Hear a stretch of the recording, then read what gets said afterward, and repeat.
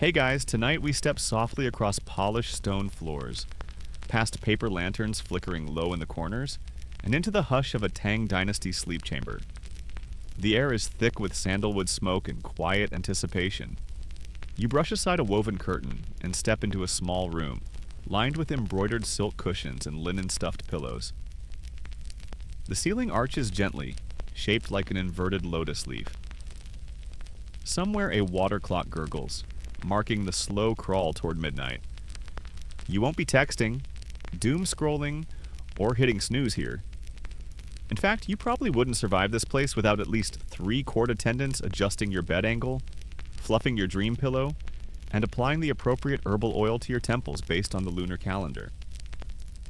Ancient China didn't just tolerate sleep, it studied it, honored it, turned it into an art.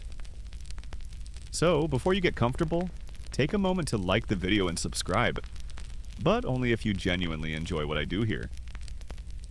And drop your location and local time in the comments. I love seeing where and when you're tuning in from. Now dim the lights, maybe turn on a fan for that soft background hum, and let's ease into tonight's journey together. You lie down on a silk coverlet stitched with cloud patterns and cranes in flight.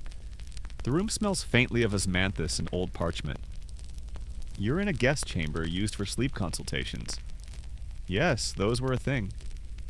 Wealthy families would commission private clinics to diagnose and guide their slumber. Not like a rushed therapist's office, but more like a spa meets astrology lab meets grandma's advice corner. Outside the window, moonlight dapples a courtyard garden. Peonies nod slowly in the breeze, and the sound of distant bamboo wind chimes plays like a lullaby for ghosts. In this chamber, you are not expected to do. You are expected to drift. Nearby sits a low lacquered table holding items that make your modern nightstand look like a chaotic junk pile.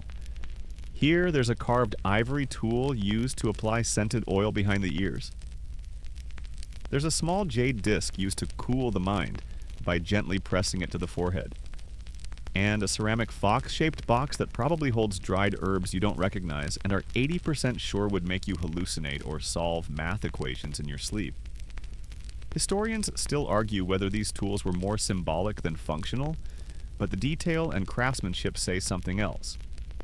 Sleep wasn't just necessary, it was sacred. Your sleep position? That mattered. People here followed something called the 8 harmonious postures, which basically told you how not to sleep like a rag doll. Each position had its own purpose.